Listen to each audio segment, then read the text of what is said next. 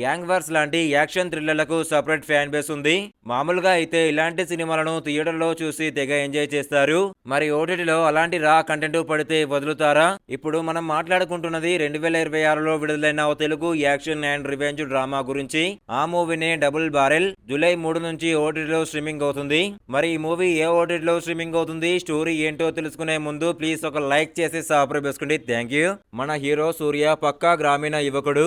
చిన్నప్పటి నుంచి సమాజంలో బలవంతుడిగా ఎదగాలని, అధికారాన్ని చేజెక్కించుకోవాలని తీవ్రమైన ఆకాంక్షతో ఉంటాడు. గ్రామంలోని చిన్న చిన్న సమస్యలు, అన్యాయాలు అతన్ని నేర ప్రపంచం వైపు నడిపిస్తాయి. మొదట్లో చిన్న స్థాయి గ్యాంగులతో ముడిపడి క్రమంగా పెద్ద నేరాల వైపు మొగ్గు చూపుతాడు. అతని ఆశయం ఒక్కటే, అధికారం, డబ్బు, భయం కలిగించే బలం సంపాదించడం.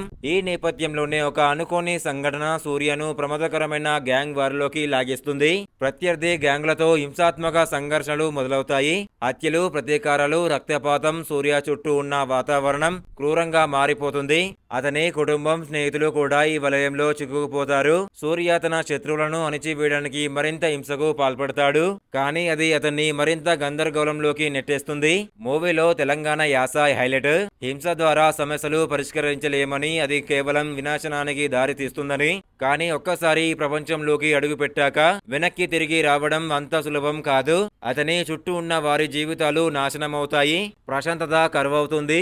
మరి ఇలాంటి డేంజరస్ సిచ్యువేషన్ నుంచి హీరో ఎలా బయటపడ్డాడు, దీనివల్ల అతనికి కలిగిన నష్టం ఏంటి, అతని కుటుంబాన్ని ఎలా రక్షించుకున్నాడు అన్నదే చూసి తెలుసుకోవాల్సిన కథ. ఈ మూవీ ఆహా ఓటీటీలో స్ట్రీమింగ్ అవుతుంది. ఇలాంటి బెస్ట్ మూవీ రివ్యూస్ కావాలనుకుంటే ప్లీజ్ ఒక లైక్ చేసి సబ్స్క్రైబ్ చేసుకోండి భయ్యా. మన వాట్సాప్ గ్రూప్ లో జాయిన్ అవ్వండి, డిస్క్రిప్షన్ లో లింక్ ఇచ్చాను.